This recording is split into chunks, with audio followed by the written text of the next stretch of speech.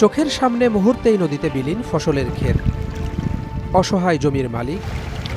প্রশ্ন, যুগের পর যুগ চলে আসা এই ভাঙন থামানোর উদ্যোগ কি কেউ নেবে? আমার গল্পটি চর আছে, চরে আমরা কাজ করবো, কইরা খাই, যে পয়দা ফিরে তাকেই আমরা ভোট দেবো। এই নদীরা যারা প্রতিরোধ করব, ভাঙন থেকে রক্ষা করব, আমরা হলো তার পক্ষে। যারা আমাদের এই পদ্মা ভাঙনি ফেরাবে তাদেরকে আমরা ভোট দেব। একই প্রশ্ন মানিকগঞ্জ পদ্মাপাড়ের অসংখ্য মানুষের। টেকসই বাঁধের অভাবে কেউ হারিয়েছে ঘরবাড়ি, কেউ বা ফসলি জমি। সর্বস্ব হারানো এসব মানুষের সংখ্যা বাড়ছে প্রতিনিয়ত। বস্তা বস্তা ফালাইয়া একটু কাজ করে দেবো, তাদেরকে আমরা ভোট দেবো। যারা বেড়িবাঁধের উন্নয়ন করব তাদেরই আমরা নির্বাচনে ভোট দিয়ে জয়যুক্ত করব।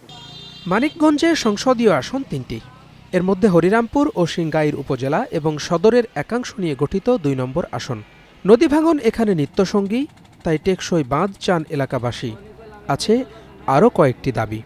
এইগুলি যারা আমাদের দিকে একটু দেখব, আমরা তাদের দিকে একটু লক্ষ্য করব, ভোট তাকেই দেব। কৃষি কাজ করি তো আমরা, যে তেলের দাম কমাইবো, মানে সারের দাম কমাইবো, তারাই আমরা ভোট দেবো।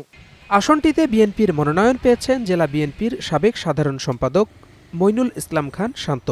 তিনি সাবেক সংসদ সদস্য। সবাইকে নিয়ে কাজ করার প্রত্যয় তার। আমাদের বিএনপির মধ্যে অনেকে অনেক রকম গুজব রটাচ্ছেন, আমাদের মধ্যে কোনো ভেদাভেদ নেই, আমাদের মধ্যে কোনো অন্তকলহ নাই। এখন 3টা সিট, আমরা যাতে আগামী নির্বাচনে 3টা সিটেই জিতে আসতে পারি। মানিকগঞ্জ মানে ধানের শীষের ঘাটে, এটা আপনারা সবাই জানেন। এইবারে নির্বাচনে অবশ্যই মানিকগঞ্জে 3 আসনে ধানের শীষে জয়ী হব।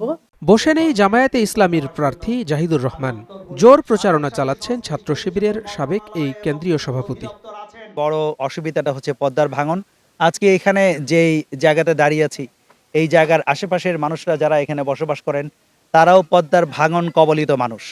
আমরা এই জন্য পদ্মার ভাঙনটাকে নিয়ন্ত্রণ করার জন্য সরকারের যে সকল প্রকল্প রয়েছে, সেই প্রকল্পগুলোকে আমরা এখানে যথাযথভাবে বাস্তবায়ন করব। মানিকগঞ্জ 2 আসনে মোট ভোটার 4,66,989 জন, তাদের মধ্যে তৃতীয় লিঙ্গের 3 জন।